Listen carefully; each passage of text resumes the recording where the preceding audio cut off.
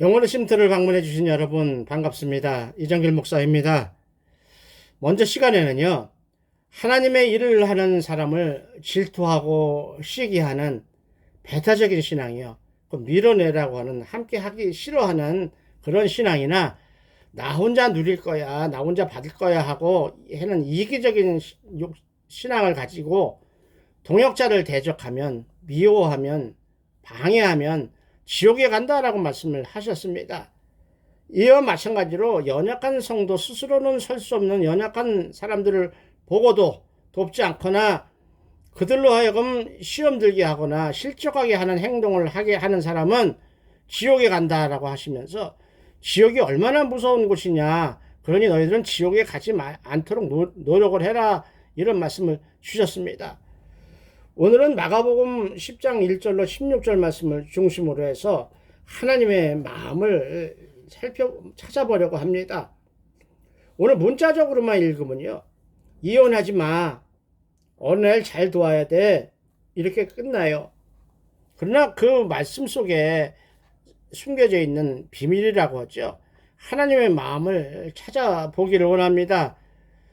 오늘 본문에서 여자나 어린아이라고 표현되는 연약한 자를 힘들게 하거나 실족하게 하면 먼저 주에 말씀드린 그 무서운 지옥 이야기하고 연결되는 이야기예요. 지옥에 간다는 이야기예요. 여러분도 아시다시피 당시에 성경이 기록될 당시요, 여자나 어린아이들은요 사람 취급을 받지 못했어요. 좀 심한 표현이지만 민수기에도 나오잖아요. 인구조사를 하면 20살 이상 성인 남자만 숫자를 헤아렸어요. 따라서 사람 숫자에 들어가지 않을 정도로 보호받지 못해서 스스로는 도저히 살아갈 수 없는 연약한 계층의 사람들이었다는 것이죠. 그러므로 오늘 말씀하시는 것은 평생 일하면서요, 쉬지 못하는, 한 시간도 쉬지 못하는 종들이요, 노예요, 또 하인들이요. 그들이 언제 쉬게 쉴 수 있겠어요? 그 주인들이, 부자들이 쉬라고 내비두겠어요? 종을, 노예를요? 그러니까 하나님이 그들을 사랑하셔서 어떻게 하셔요? 강제적으로 일주일에 하루 쉬어라, 안식일 규정을 만들어 버리시죠. 안식일 규정을 어기면 어떻게 돼요? 사형당했어요. 그러니까 강제적으로 싫어도 쉬게 해줬어요. 그 마음이에요, 오늘 이 이야기가. 따라서 오늘 주시는 이혼하지 마, 어린애를 잘 섬겨야 돼, 이런 말씀 속에 들어있는 하나님의 마음을 우습게 여기고 어기는 자는 꼭 안식일 규정을 어긴 것처럼 하나님이 없어이긴 거니까 지옥에 간다 라고 무섭게 경고를 하고 계시는 것이죠. 따라서 오늘은 이혼이라는 단어를 깊이 생각해 보기를 원합니다. 특별히 어떤 세상에 어떤 유명한 사람들 이야기를 하나님 말씀 나누는 데서 이야기하기도 곤란하잖아요. 또 특정 개인 거 얘기했다가 괜히 나중에 또 항의를 받으면 그것도 머리 아프니까 생각하다 못해서 창피하지만 제 이야기를 해보려고 그래요. 제 이야기를 통해서 오늘 이 본문이 주시는 메시지를 찾아봤으면 하는 마음이에요. 여러분들의 생각은 어떠신지, 생각이 있으시면 댓글로 달아주시면 제가 참고로 해서 좋은 방향을 찾도록 하겠습니다. 정말 목사로서 창피한 이야기지만 어떻게 합니까? 예수 안에서 하나 된 형제자매가 된 여러분들이니까 마음 놓고 편안하게 말씀을 드리는 거니까 이해해 주시기 바랍니다. 오늘 본문에 이혼이라는 단어를 바리새인들이 썼어요. 질문을 했어요. 혼자서는 생존할 수 없는 당시 상황에서 여성을 보호하려고 하셨던 하나님의 뜻과는 전혀 다르게 이 사람들이 질문하는 이혼이라는 단어를 쓴 의도는 예수님이 말 실수하게 해서 고발하게 하려는 꼬투리 잡으려고 했던 아주 나쁜 의도가 있는 질문이었어요.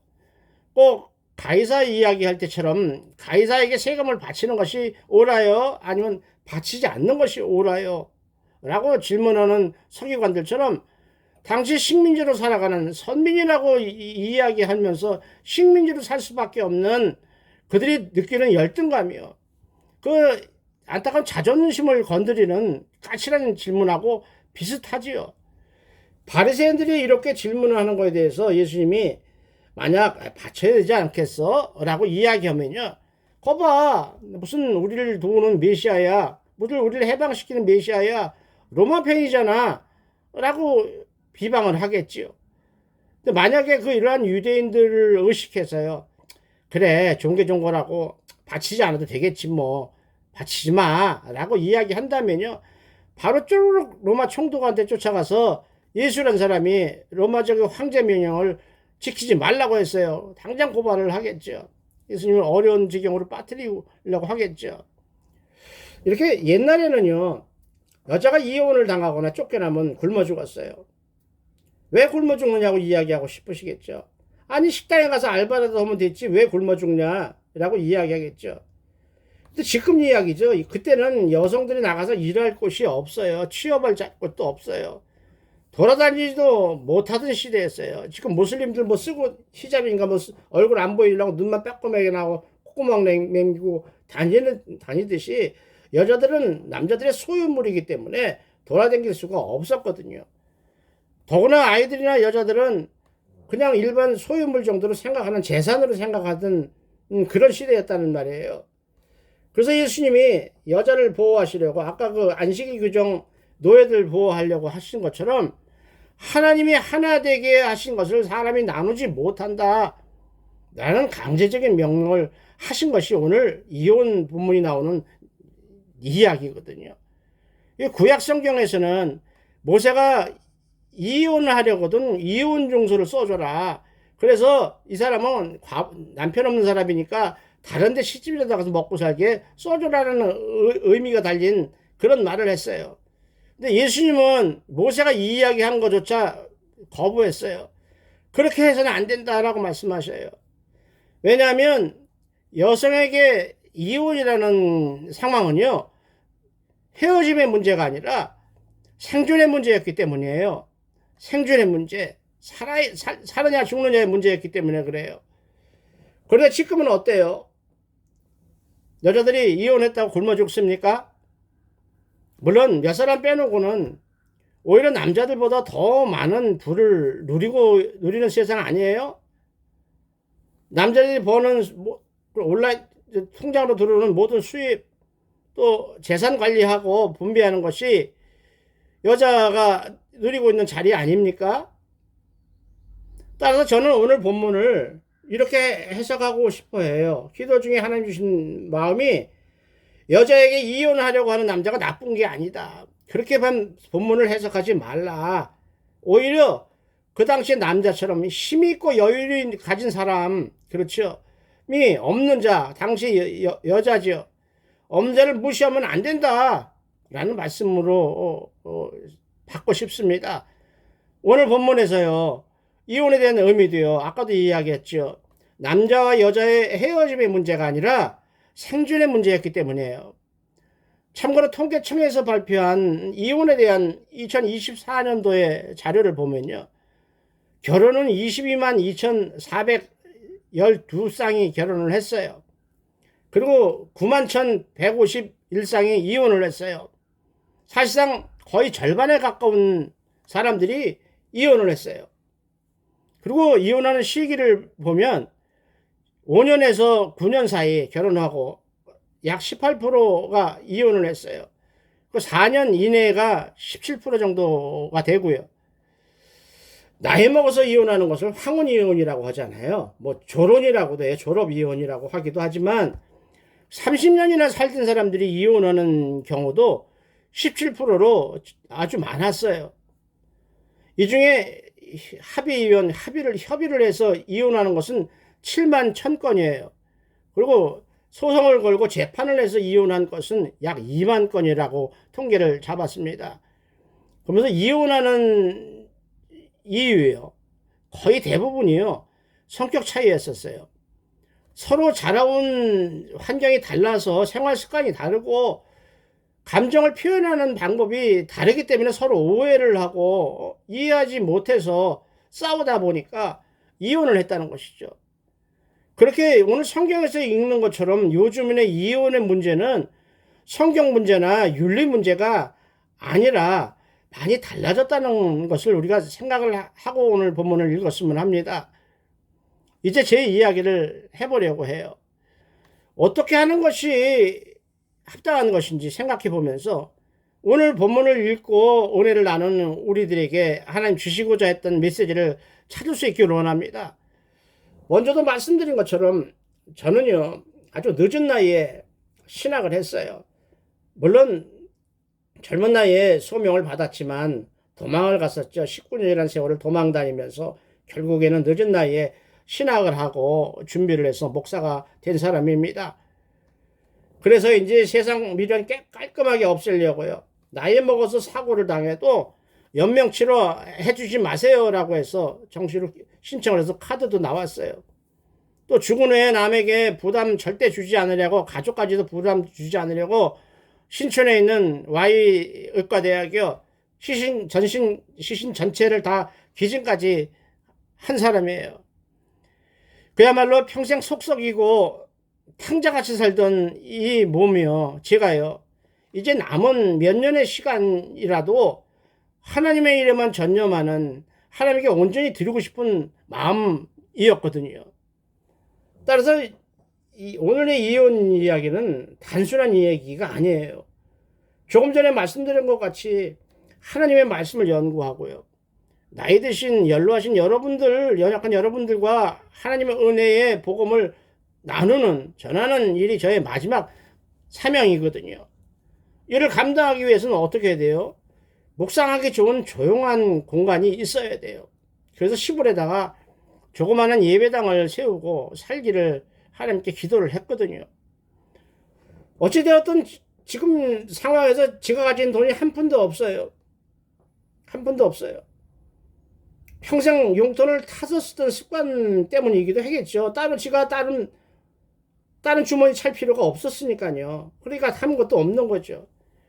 그래서 기도하기를 하나님께, 하나님이 그동안 저희 가정에 주셨던 재물의 복 중에 제 몫이라도, 굳이 제 몫을 나누면 제 몫이라도 하나님께 드려서 시작하기를 원했어요. 그렇게라도 영원의 쉼터 시골의 예배당을 세우기를 원했다는 것이죠. 근데 참 안타깝게도 저희 아내 사모는 한 푼도 못 준다는 것이죠. 모두 자기 거래요. 저희 집에 있는 재산 다 해봐야 뭐 웬만한 거 다 빼면 달랑 33평 아파트 하나뿐이에요. 근데 그 아파트가 재건축 조합이 결성해서 들어가서 집을 짓고 있기 때문에 또 집값이 또 엄청 많이 올랐어요. 먼저 부동산에 가서 한번 물어보니까 지금 10억이나 11억 정도 받아주겠다라고 이야기를 하더군요. 좀 싸게 팔아도. 저는 욕심 없이, 그러면 우리 재산이 총 얼마야 라고 생각하는 그런 것 중에 아내하고 딸하고 아들, 이렇게 저하고 이렇게 넷이 가족이니까, 그래, 똑같이 공평하게 4분의 1만 줬으면 좋겠다. 4분의 1만 주세요 라고 이야기를 했어요. 그런데 안 된다는 거예요. 억지죠. 그래서 한번 제가 따져보는, 제가 하소연을 해보는 거예요. 제 주장을 이야기하는 거예요. 여러분 들어보셔요. 재건축 들어가기 전에 살던 그 아파트, 33평 아파트 부부 공동명의로 해놨어요. 참 좋은 제도예요. 혼자 사고 치지 말라는 제도예요. 그래서 안양시가요, 토지세, 건물세를 고지서 보낼 때 따로따로 보냈어요. 그래서 따로따로 이름으로 납부를 했어요. 세금을 반씩 따로따로 납부했다는 것은 뭐죠? 그 재산을 50%씩 소유하고 있다는 의미잖아요. 또 이번에 재건축 들어갈 때 추가로 중도금 들어가는 게 있어요. 신한은행에서 전부 합쳐서 대출을 하고 있는데 제 이름으로 대출을 일으켰거든요. 제 인감도장 찍고 서류를 만들었거든요. 그런데도 자기 거라고 우기면서 안 팔겠다는 것이죠. 한마디로 돈이 없으니까 줄 돈이 없다라고 변명하기 위해서 집 못 판다.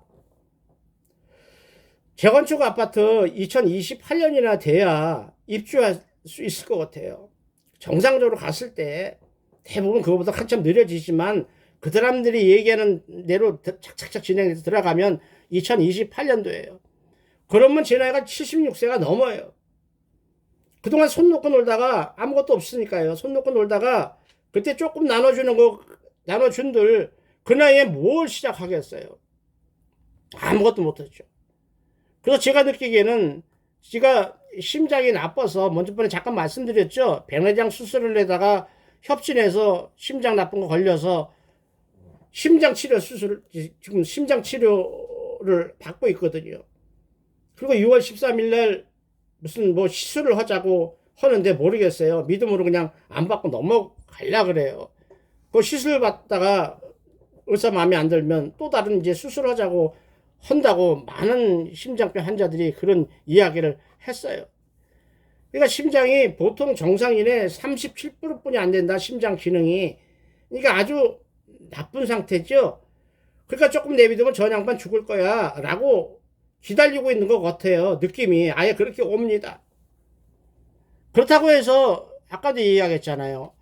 50%씩 반씩 나눠서 세금 내고 제 이름으로 대출 일으키고 했던 저의 재산권 그걸 막으면 안 되죠. 공동명의라는 그 좋은 제도를 이용해서 악용해서 그걸 막으면 안 되죠. 그럼 반대로 한번 생각해 봐요. 이 영상을 우리 사모가 듣는다면 생각을 좀 해보셔요. 반대로 제가 당신이 팔겠다고 했는데 좋은 조건이 있어서 팔겠다고 했는데 그 중에 50%는 내 것이니까 난 못 팔아. 안 팔 거야 라고 우겨서 못 팔게 되면 당신 뭐라고 하겠어요? 왜 남의 재산권을 방해하냐고 욕을 하겠지요. 마찬가지잖아요. 아무리 속이 상해도요. 이전에 어떤 감정이 있다 하더라도요. 아직 치유되지 못한 감정이 남아 있다 하더라도 그런 사사로운 감정으로 인해서 하나님의 일을 하려고 하는 사람은 막는 것은 원당치 않아요. 저도 잘 먹고 잘 살라고 놀러 다니려고 이러는 거 아닌 거 아시잖아요. 그래서 여기저기 자문을 구해봤어요. 그러더니 부동산에도 알아봤고 변호사도 알아봤고 뭐 여러 가지 목사 친구들도 알아봤는데 실천 줬던 현행 제도상 현행 법상으로 그것을 해결할 수 있는 방법은 이혼뿐이 없다. 이혼뿐이 없다라고 이야기를 했어요. 그래서 변호사 사무실에 가서 이혼 소송 서류를 상담해서 다 준비해 놨어요. 상담료도 한 시간에 30만 원 냈어요. 그러면 재산의 2분의 1을 받을 수 있을 거라고 얘기해요. 공동명의니까. 근데 이전에도 전세금 빼면 조금 준다고 저를 달래주길래 그리고 공동명의는 동의 없이는 조금 준다고 달래주길래 제가 감사하다고 했어요. 그러면서 그런데 그 후에 공동명의는 동의 없이는 절대 팔지 못한다는 아마 부동산에서 얘기를 들은 것 같아요. 그걸 알고 나서는 그 약속을 조금 주겠다고 한 그 약속에서 이틀 만에 이제 마음대로 해. 배짱을 부리고 있는 거예요. 나쁘게 말하면요. 말씀에 집중하고 기도의 묵상에서 말씀을 준비할 목사가 옛날에 가졌던 천상 불같은 성격 건드려서 사고치게 싸우고 막 흐트러지게 만들라는 것뿐이 안 되지요. 하필 근데 오늘 여러분하고 나눠야 될 순서가 본문 순서가 이혼과 어린아이 이야기예요. 실천 줬던 마가복음을 쭉 여러분과 함께 사복음서를 다루면서 오늘 여러분과 나눌 순서가요. 이혼하고 어린아이 이야기예요. 따라서 목사인 제가 원하는 돈을 얻기 위해서 이혼하고요. 아닌 것처럼 뻔뻔하게 여러분과 다시 하나님의 은혜가 이렇습니다라고 하는 말씀을 나눌 수 있겠어요? 제 여린 성격이 그렇게 못하거든요. 물론 아까 이혼 통계에서 나타났듯이 요즘은 성경 본문을 기록할 당시와 사정이 많이 달라요. 따라서 이혼한 분들에게 죄악이다, 이혼하면 안 된다라고 이야기하면 안 되는 것이죠.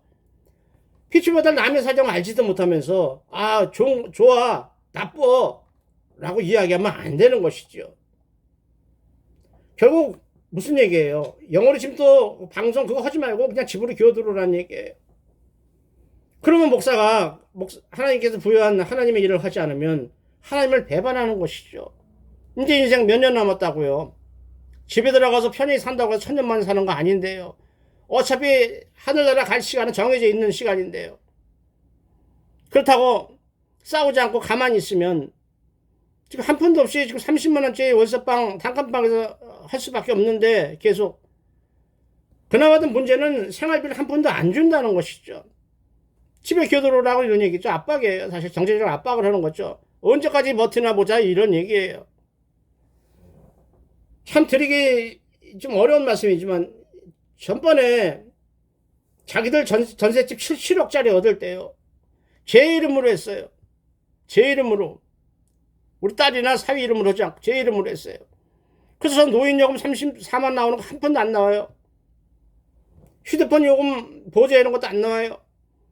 동사무소에서요. 어르신 일자리라고 해서 하루에 일주일에 3번 나가서 한두 시간씩 일해서 받는 노인 일자리도 부자 할아버지라고 해서 국세청에 뭐 돈 현찰 많은 걸 들켰다나요 어쩌더라요. 하실 가정 하나도 없는데요. 그래서 해당이 절대 안 돼요. 그래서 뭘로 살아요? 제가 과거에 버스 운전할 때 납부했던 국민연금이요. 그래서 감사하죠. 많이도 안 나와요. 34만 원 나와요. 그거 갖고 가스비 내야죠. 전화요금 이 와이파이하고 영상 보내려면 와이파이가 있어야 되니까 또 전화요금도 한 9만 원 이렇게 나가요. 전화요금하고 그거 하고 해서 인터넷 하고 해서요. 그리고 수도요금 내야죠. 전기요금도 한 2만 원 나가죠. 영상 찍으려고 이발하려니까 한 달에 3만 원씩 이발비 나가죠. 그리고 부천에 있는 제가 주일마다 설교 다니는 교회에 주일연금 조금이라도 해야 되잖아요. 그러고 나면 7만 원 남아요. 창피하지만 그걸로 여태까지 1년 반을 생활해 왔습니다. 여러분 같으면 어떻게 하시겠습니까? 저도 그렇게 참을성이 있는 사람이 아니었거든요. 주의 종이 되고 나서 그럴 수밖에 없기 때문에 참았어요. 참아야 되니까 참은 거죠. 여러분 포기하실 겁니까? 하나님이 일하지 말고 아파서 죽는 날을만 기다리면서 살아야 합니까? 아니면요 이혼을 해서라도 계속 해야 할까요? 싸워서라도 그 돈 받아서 해야 될까요? 어떤 거 하나 선택하기 쉬운 게 없어요. 어려운 거예요. 선택해서도 안 되는 거예요. 둘 다. 따라서 이제 기도하면서 하나님이 사인 주실 때까지 하나님이 결정하셔요. 하나님의 일이니까 하나님이 어떻게 하든지 말씀하신 대로 갈게요. 이제 저 포기했어요. 제 생각을 다 접었어요. 이렇게 기도하면서 하나님이 이렇게 해라 라고 하면 그대로 할 것입니다. 뭐 3가지겠죠. 하나는 그냥 집으로 기어 들어가서 거기서 그냥 그렇게 눈치 보면서 살다가 죽어. 아니면 또 하나는 싸워서라도 하던 일 복음 전하는 일을 해야 되잖아. 아니면 하나님께서 개입하셔서 선한 일로 선한 방법으로 웃으면서 빼앗기는 기분이 아니라 하나님께 드리는 기쁨으로 모든 것이 해결돼서 여러분과 이 말씀을 나누는 은혜의 시간이 계속 지속될 수 있으면 제가 이 땅에 살아있는 한 그 일을 계속해 갈 수 있기를 원합니다. 여러분 기도 많이 해주시기 바랍니다. 따라서 오늘 본문을 통해서 제가 생각하는 것은 목사이지만 저에게 이혼이라는 이 선택은요 어떻게 보면 생존의 문제가 되었어요. 따라서 오늘 본문이 이야기하는 내용이 이렇게 깊다는 것이죠. 헤어지지 마가 아니에요. 생존의 문제거든요. 헤어지면 죽는 거야 라는 이야기까지 갔습니다. 이제 본문을 한번 살펴봅니다. 아까도 이야기다 말했죠. 처음에 본문 3절을 보면요 바리새인들이 그를 시험하여 묻되라고 시작을 합니다. 그를 시험하여, 그가 누구예요? 예수님이죠. 바리새인들이 예수님을 시험해서 넘어뜨리려고 질문했다 이런 이야기예요. 그 질문하는 의도가 예수님을 넘어뜨리고 곤란한 지경에 빠뜨리기 위해서죠. 그러면서 사람이 아내를 버리는 것이 옳습니까? 라고 묻습니다. 예수님, 사람이 아내를 버리고 이혼하는 것이 옳아요? 안 옳아요? 많은 사람들이 이혼을 하는데요. 이렇게 물어보는 거예요. 참 아까 그 가이사의 세금 이야기처럼 어떻게 이야기를 해도 답이 안 나오는 것이죠. 안 좋은 거야 하게 되면 이혼할 수밖에 없는 사람 입장에서는 어떻게 해요? 그래 해 그러면 이혼하기 싫은 사람 입장에서는 어떻게 해요? 답이 나올 수도 없는 거죠. 그러니까 예수님이 뭐라고 물어보세요? 모세가 너희들에게 뭐라고 명령했냐? 바리새인들한테 물어봅니다. 당시 사두개인, 바리새인, 서기관들, 아주 종교 지도자라고 하는 인간들이 가장 신봉하는, 절대적으로 신뢰하는 모세가 너희들에게 뭐라고 명령했냐? 너희들이 그건 목숨 걸고 지킬 건데 뭐라고 얘기했냐? 라고 되물어보십니다. 이때 바리새인들이 이야기를 하죠. 모세는요, 이혼 증서를 주고 버리면 된다고 했어요. 이혼 증서를 주고 이혼해도 된다고 했어요. 이렇게 얘기를 합니다. 아까도 얘기했지만 이혼 증서 종이 쪼가리 준다고 해서 그 여자가 사는 게 아니거든요. 굶어 죽거든요. 합법적인 것 같이 보이지만 간접살인이에요. 그래서 예수님이 말씀하시죠. 너희들이 얼마나 완악한 마음을 가진 나쁜 놈이었으면 모세가 그렇게까지 이야기를 했겠냐 라고 하시면서 이혼은 인간인 모세의 권한이 아니다라는 말씀을 주시는 거예요. 구약성경을 보면 이혼증서 써주면 이혼할 수 있다라고 여러분 구약성경을만 보게 되면 그렇게 선포할 수 있겠지만 오늘 신약에 와서 마가복음에서 예수님이 말씀하신 걸 보면 모세가 할 수 있는 권한이 아니다. 하도 인간들이 뭐라고 하니까 그렇게 이야기할 수밖에 없었다라고 예수님이 지금 구약성경을 해석하고 계신 거거든요. 어떤 걸 받아야 될까요, 여러분? 잘 생각해 보세요. 예수님이 그러면서 말씀하세요. 그 이유를 말씀하시는 거예요. 모세에게 권한이 없다라고 하는 걸 말씀하시는 거예요. 창조 때부터 하나님이 사람을 남자와 여자로 지으셨으니 창조 때 하나님이 남자와 여자로 따로따로 지으셨다. 이러므로 사람이 그 부모를 떠나서 그 둘이 한 몸이 된즉 이제 둘이 아니라 하나다. 한 몸이니 사람이 나눌 수가 없다. 하나님이 하나 되게 하신 걸 너희가 나눌 수 없다. 인간이. 이 말씀을 주시는 거거든요. 따라서 그 당시에 이 말씀을 주실 때 아까도 이야기했지만 이혼이라는 개념, 예수님이 생각하는 이혼이라는 개념은 남과 여자가 합친 거에서 다시 갈라지는 그런 헤어짐의 문제가 아니라 생존의 문제다. 남자는 가진 게 많고 모든 재산이 남자 거니까 괜찮지만 여자는 재산이 하나도 없기 때문에 헤어지면 죽는다. 그러니까 이혼하면 안 된다는 말씀을 주시는 거예요. 생존 때문에 이혼하지 말라고 주시는 거예요. 그러면서 하나님의 뜻에 반해서 이혼하게 되면 간음이다 라고까지 말씀을 하셔요. 그리고는 그 전체를 결론적으로 어린아이 문제를 가지고 말씀을 하시지요. 그러니까 어린아이 이야기니까 어린아이에 관한 이야기 같지만 사실은 이 이야기도 연약한 자들이 이혼같이 생존의 문제거든요. 어린아이들 인구조사에 안 들어가듯이 도와주지 않고 외면하면 굶어 죽어요. 그러니까 그것도 간접살인이에요. 그런 사람은 먼저 주에 말씀드린 예수님이 말씀하신 그대로 지옥에 들어간다는 무서운 경고거든요. 왜 그러지요? 먼저 주에 지옥 들어갈 사람들 예수님이 말씀하실 때 뭐라고 하셨어요? 어려운 사람 뭘 한 그릇이라도 주게 되면 하늘에 있는 상이 크겠지만 작은 자들 중에 하나라도 실족하게 하면 지옥에 간다 라고 말씀하셨거든요. 그러면 실족하게 하는 행동을 한번 살펴볼게요. 한마디로요, 그런 사람들은 요한에서 2장 15절로 16절 말씀처럼요, 세상에 있는 욕심과 쾌락을 원해서 생기는 육신의 정욕, 눈에 보이는 모든 것을 가지고 싶어하는 안목의 정욕, 이 세상에서 자기가 움켜진 것을 자랑하고 싶어하는 이생의 자랑 때문이라고 했습니다. 그래서 그 사람들은 어떻게 한다고요? 작은 자, 곧 믿음이 연약한 자를 실족하게 하면 차라리 연자맷돌을, 그 무거운 돌멩이를 목에 걸고 미리 죽는 게 나을 거다. 지옥불에 들어가는 것보다 미리 죽어버리면 그 죄는 안 짓지 않을 거 아니냐, 이 말씀이에요. 또 손이 잘못되면, 발이 잘못되면 찍어버리라. 도끼나 칼로 찍으라는 얘기죠. 눈이 범죄하면 뽑아버리라고 했어요. 예수님 보시기에 지옥이 얼마나 인간들에게 고통스러운 곳이면 이렇게까지 표현을 하시에요. 아주 고통스럽고 더럽기는 구데기가 죽지 않을 정도로 아주 더러운 곳이다. 뜨거운 불이 꺼지지 않는 곳이다.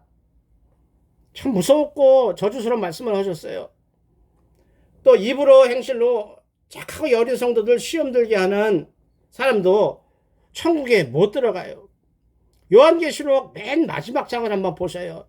66권을 총 정리한 듯하게 요약 딱 뽑은 결론적인 말씀이 하나 있어요. 요한계시록 22장 15절을 보면요, 천국에 못 들어가는, 하나님의 성에 못 들어가는 사람을 찍어놨어요. 개들과 점술가들과 점술가가 뭐죠? 점쟁이나 무당처럼 예언하는 사람들, 그렇죠? 우리 중에도 있어요. 무당처럼 예언하는 사람들, 하나님 나라 못 들어간다는 거예요. 또 음행하는 자들, 살인자들, 우상 숭배자들과 거짓말을 좋아하며 지어내는 자, 거짓말을 좋아하며 지어내는 자, 하나님의 말씀을 예수님의 마음으로 전하지 않고 자기가 필요한 만큼 각색해서 꾸며서 왜곡해서 전달하는 자기 욕심을 채우려고 하나님의 말씀을 악용하는 자, 천국에 못 들어간다는 것이죠. 다 하나님의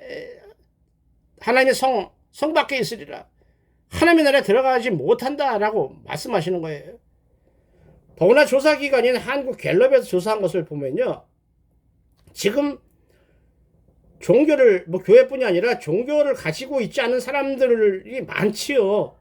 근데 그 사람 중에서 35%가 약 880만 명, 약 900만 명 정도 돼요. 그들은 과거에 종교를 가진 경험이 있다고 대답을 했어요.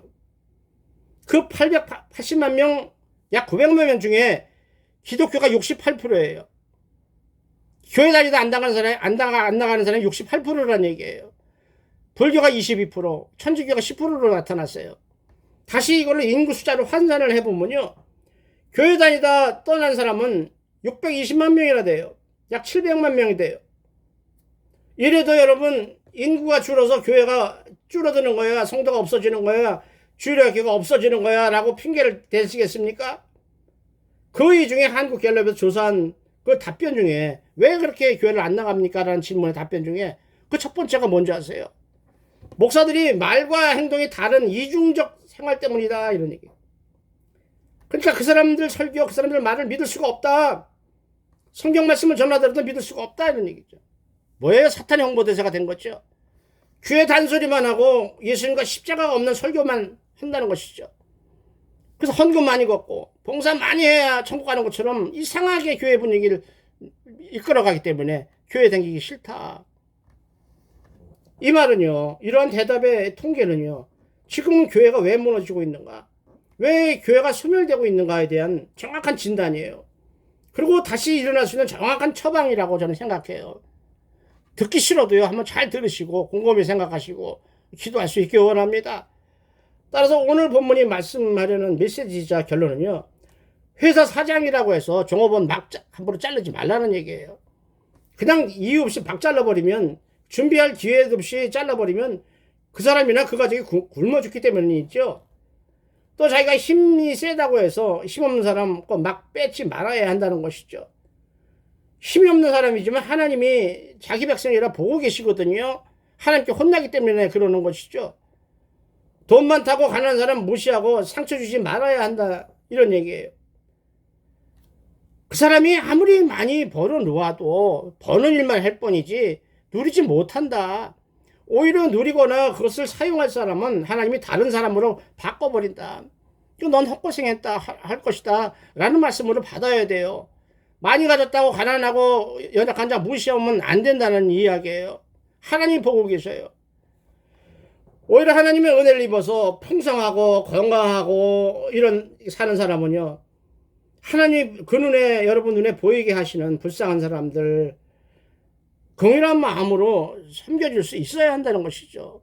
이것이 바로 이혼하지 말라, 어린아이 같이 약한 자를 잘 섬겨라 라고 말씀하시는 예수님의 진짜 마음이죠. 예수님이 그런 마음 때문에, 그런 배경으로 인해서 오늘 말씀을 주신 거로 받으셨으면 좋겠습니다. 예수님은 어린아이나 연약한 여성도요, 자기 백성이거든요. 내 백성이라고 말씀하셔요. 그러므로 내 백성이니까요, 이 땅에서 고통받는 것을 원하지 않으셔요. 그래서 도울 사람을 보내주시든지 천사를 보내주시든지 해서 여러분의 어려움을 반드시 도와주실 것입니다. 믿음으로 기도할 수 있기 원합니다. 반대로요, 아까처럼 물골의 축복, 강건함의 축복을 받은 사람은 저들을 잘 섬길 수 있어야 한다는 것이죠. 그래서 기도해야 되는 것이죠. 내 욕심 내지 않고 저들을 섬길 수 있도록 선한 마음을 주세요. 하나님의 선한 일에 쓰임 받도록 해주세요라고 기도하셔야 할 것입니다. 그래서 그런 걸 다 하나님의 뜻을 이루어 드려서 하늘 문을 열고 주시는 자손만대까지 누리는 하늘 백성들이 다 되시기를 우리 주 예수 그리스도 이름으로 축원을 드립니다. 아멘입니다. 다음 주에 뵙겠습니다. 감사합니다.